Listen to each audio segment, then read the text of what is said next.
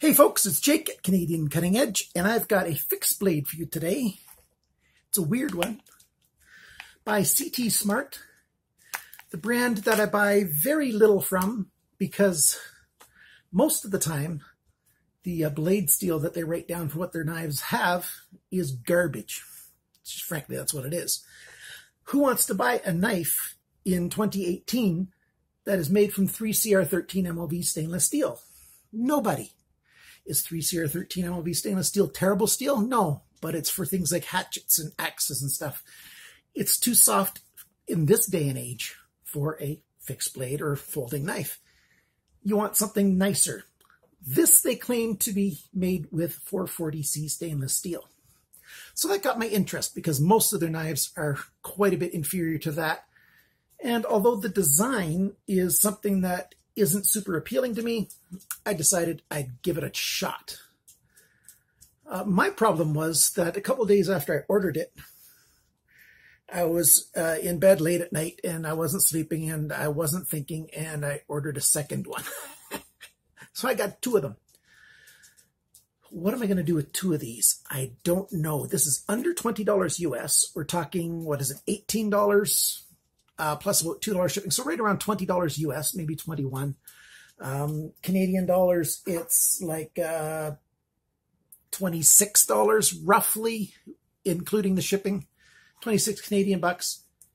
It's a reasonable knife at that price if you want something like this, but it's one of those weird combo tanto.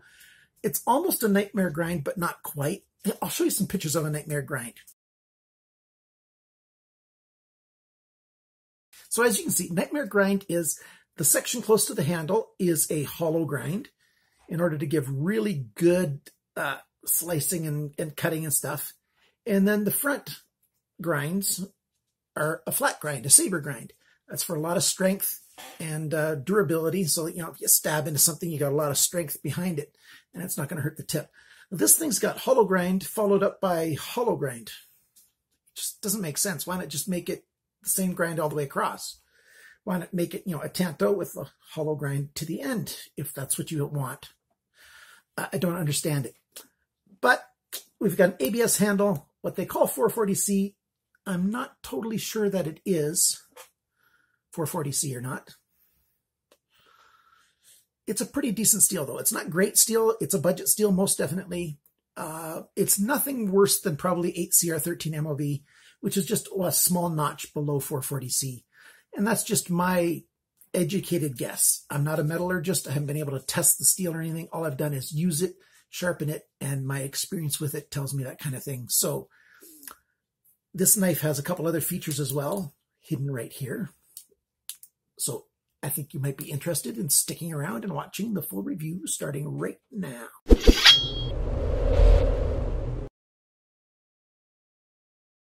So the knife arrives in a plain black box like this. It's got some plastic wrap on it and stuff. And you take it out and you go, hey, that's an interesting looking knife. You've got a plastic sheath, probably ABS, ABS handle, ABS whistle. That's what that is. So you can make it whistle, you know, while it's on.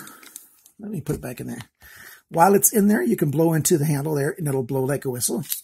Or you can use the ferro rod to try to light a fire. You've got a nice striking spot on the handle, on the spine of the blade right there, nice and sharp. I haven't even tried this yet, so hopefully I won't make a fire in my house. And let's see if I can make it spark. There we go.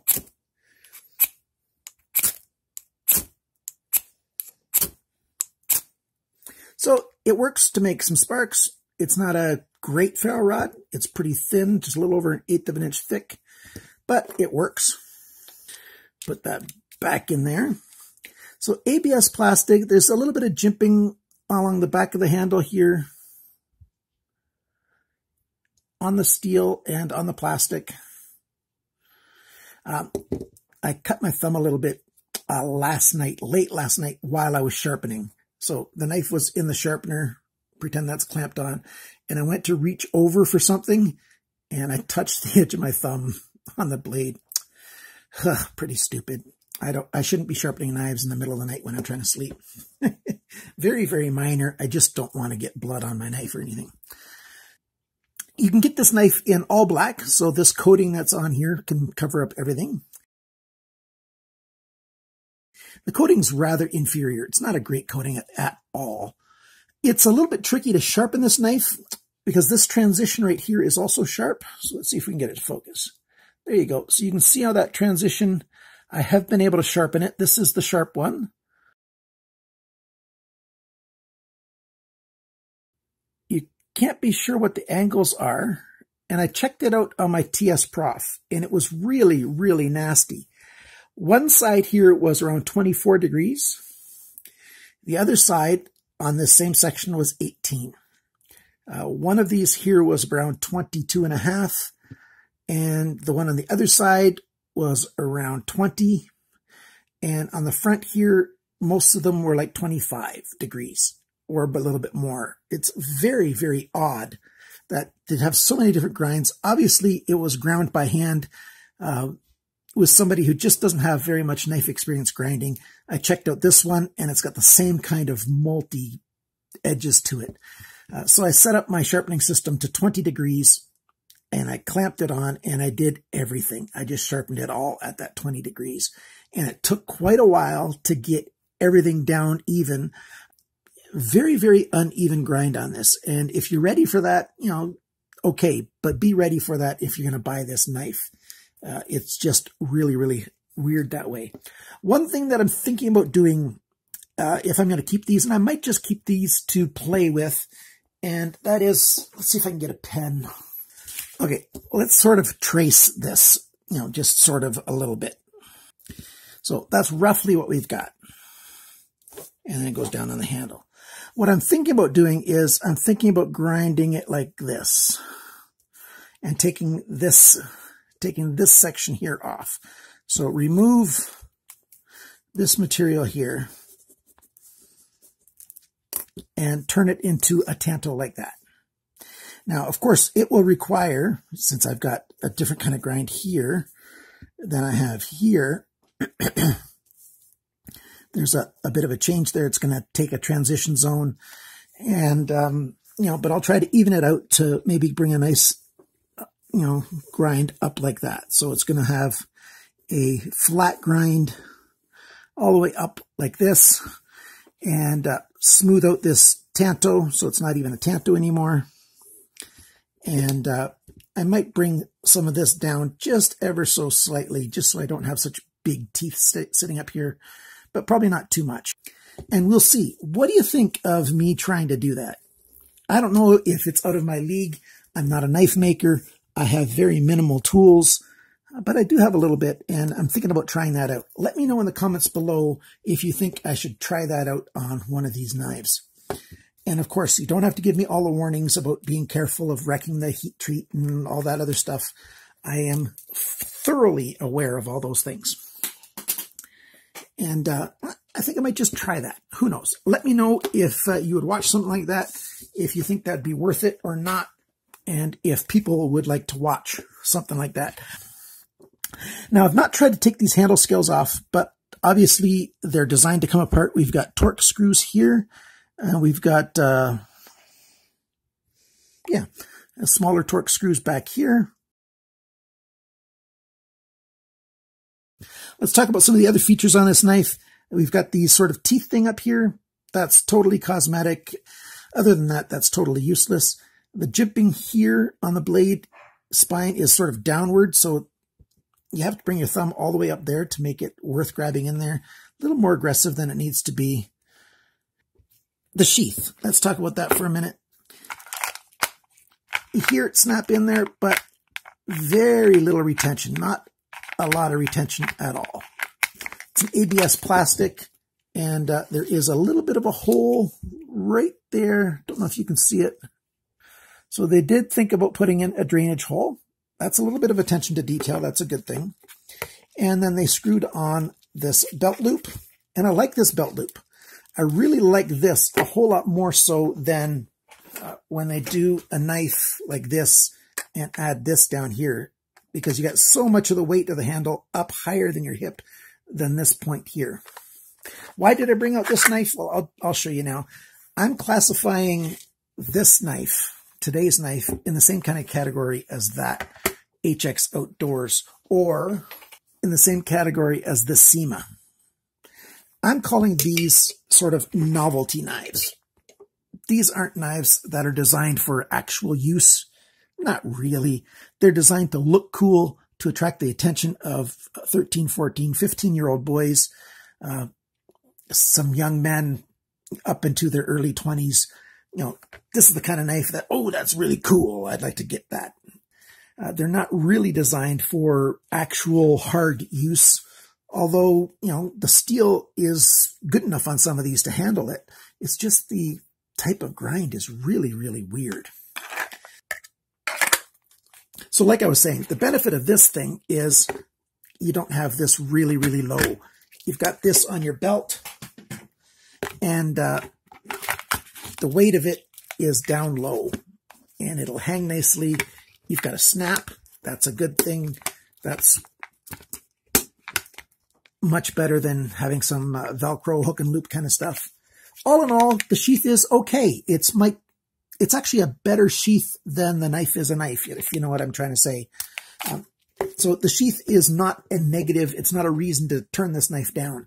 If you want to turn down this knife and not get it, you know, blame it completely on the knife itself. Let's give you some of the specs now. The blade, I'm calling it sort of a modified Nightmare Tanto. Weird thing. Cutting edge, and I measured right from my thumbnail to, well, where my thumbnail should be right here. 10 centimeters, 3.94 inches. Blade length, so end of the handle to the tip, 10.8 centimeters, 4¼ inches. Blade thickness is 3.71 millimeters. That's 0.146 of an inch. So over 1/8 of an inch for sure. And the thickness behind the grind is weird, man. Right here, the thickness behind the grind, before I got started doing any, fixing of it or anything, 1.21 millimeters. So more than twice as much as I want it to be. That's 0.0475 of an inch. That's, really thick and heavy and hard. Well, not necessarily hard, but it's way thicker than it needs to be a good cutting edge. It's hefty. The cutting edge, the thickness behind the grind up here is 0.82 millimeters. That's 0.032 of an inch. That's closer to what I would like to have, although even 0.82 is a little bit high. For a knife like this, I'd like it to be about 0.6, 0.5 of a millimeter, not 0.8. Let's talk about the handle. Handle length, 12.2 centimeters, 4.82 inches. Grip area, 10.2 centimeters, right around 4 inches. The handle thickness is right around 2 centimeters, which is 0.788 of an inch. So 3/4 of an inch thick here. The total length of this knife is 23 centimeters, which is a lot of inches. I didn't put it on the screen. Well, it's on the screen right now, how many inches it is. How much does this knife weigh? It is 197 grams, 7 ounces on the nose. You add in the sheath, and it's 245 grams, 8.7 ounces. So yeah, this sheath thing is just 1.7 ounces. So it's a very light addition to the total weight of this whole kit. So what do I think of all these things? I've already told you a fair bit. This gimmick is a gimmick. I thought GearBest wasn't shipping ferro rods. Maybe they didn't notice that this knife had a ferro rod in it. But the ferro rod is okay. It's not good. It's not terrible. It's just merely okay. The whistle, not very loud, but at least you can get some kind of sound out of it. There are instances where it might be good to have a whistle. So if you don't like it, just throw a bunch of epoxy in here and stick it in, and now it's just part of your handle. And then there you go. But if you want it there, it probably will stay in there, but it might come loose and fall out. Who knows? This hole, I don't know why this hole is here. Is this designed so that you could lash it to a stick and create a sort of spear thing? Those of you who know me know that I think that's really stupid. Why would you do that with a knife? why not take the stick and use your knife to sharpen it really sharp, and then keep your knife in one hand and you've got a spear in the other hand, and now you've got two good weapons instead of one so-so weapon, because if you tie this on, chances are very good the tie is going to, where it's tied on, it's going to fail or something. It might turn loose. You might break the tip of your blade, and now you've got nothing. Whereas if you had a stick and a knife, you've got two things that you can, use to your defense. So that doesn't make sense. I'd much rather have a lanyard hole back here. Then at least you can use a paracord to, wrap around your wrist or your hand to help keep it secure in your hand. This hole just isn't useful in my estimation. The handle is comfortable. Sure. It's fairly comfortable in just about any kind of grip that you want to use. And that's a good thing. Not bad at all. I will round off the steel here just a little bit. It's a little bit, edgy. But that's okay. Not a big deal to deal with. And that's about all for the pluses. What are the cons? The cutting edge design is terrible. I don't like this hole. I mentioned that already. Sheath retention isn't good enough, but it's okay. I'd like a little bit softer, maybe grippy kind of handle. This ABS plastic is really low end. The ferro rod whistle, low quality. I talked about that already. If you want a combination grind, why not make one a hollow grind and one a saber grind? Because then at least you got some more strength up here. The tip of this is fairly strong. Nightmare grind would have been good, but this is a very poor execution of a type of nightmare grind. All in all, what do I think of this knife? If you like the styling, is it worth 20 bucks US? Sure. Throw 20 bucks at it. Have a fun knife to play with. If you have a teenager in your life who's looking for these kinds of things, or if you're like me and you like having a little bit of a collection of, novelties, and you're an adult, I'm not a young kid anymore. I like this simply because I like these novelty kind of knives and I like to collect them. Am I going to use these in a real life scenario? Probably not, but they're kind of cool. And I do collect some knives just to sit around and look cool and be, conversation starters or whatever. So those are the kind of scenarios that I would recommend this knife for. What do you think? Do you think it's just a pile of garbage? If so, why did you watch this long? I'm kind of curious. And if you like this knife, and you want to buy one of these, please use my links in the description below. Again, you can get it in all black, or you can get it in this satin and black kind of two-tone color. It's not going to have the fit and finish of a quality knife. It's got, a fairly low fit and finish, but it's a half decent knife. So there you go. Please comment in the comment section below. Tell me about that idea of modifying this grind completely. And please like, share, comment, subscribe, all that other good stuff. Thank you so much for watching. Remember, always cut towards your chum, not your thumb. And don't push your thumb towards a blade either. That's not too smart. I don't know how many times I'm going to cut myself this year. We'll see. Maybe we should make that a running bet and see who wins at the end of the year. Thanks for watching, guys. We'll see you next time.